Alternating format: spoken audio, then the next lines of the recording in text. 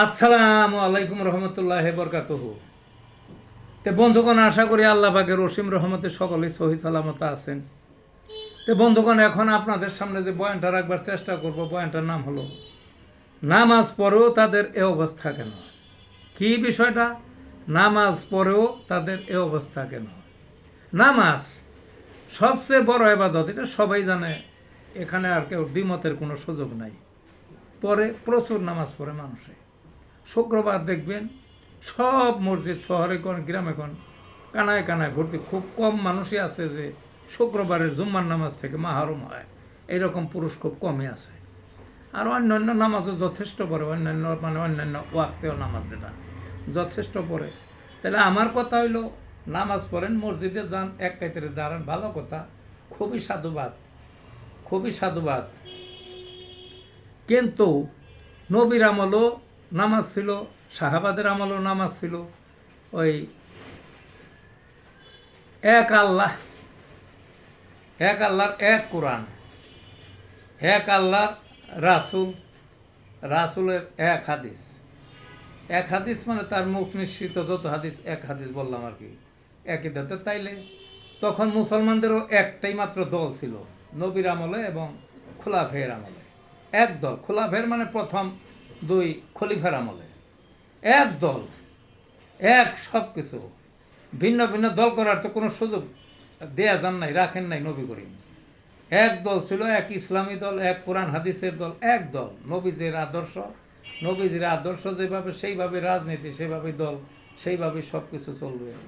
খালি নামাজ যে এক দল তা না, সব কিছুই তার দেখানো আদলে হবে। কিন্তু এখন দেখা যাইতেছে, তো আমার বিষয়টা ছিল নামাজ পড়ো তাদের এই অবস্থা কেন। নামাজ পড়ে মুসলমানদের কী অবস্থা? নামাজ পড়ে বললাম না আগে, নামাজ পড়ে কিন্তু দেখা যাব দল এখন ঘরে ঘরে, দল ঘরে ঘরে। দলের নাম না বললাম, আমাদের দেশে প্রায় শতখানিকের কাছাকাছি নিবন্ধিত দল আছে, বুঝলেন না? তাইলে তো নামাজ পড়লেও ওই নবীর আদর্শ মানলো, আল্লাহর নির্দেশ মানলো, কিন্তু নবীর আদর্শে যে একটা দল সেটা মানলো না। তাইলে এটা কেমন অবস্থা হইলো? সেই কথাটাই বলতে চাইছি। এটা তো হইল না, এটা তো ইসলাম ধর্ম হইল না। সেই নবীর আদর্শের দল না মানলে, ওইটার উপরে চর্চা না করলে, ওইটাকে অস্বীকৃতি দিলে, তাইলে তো মুসলমানই তো থাকার কথা নয়। তাই বলছে যে এই অবস্থা কেন। কেউ ভারতপন্থী দল করে লইছে, এক এক মুসলমান এক একটা।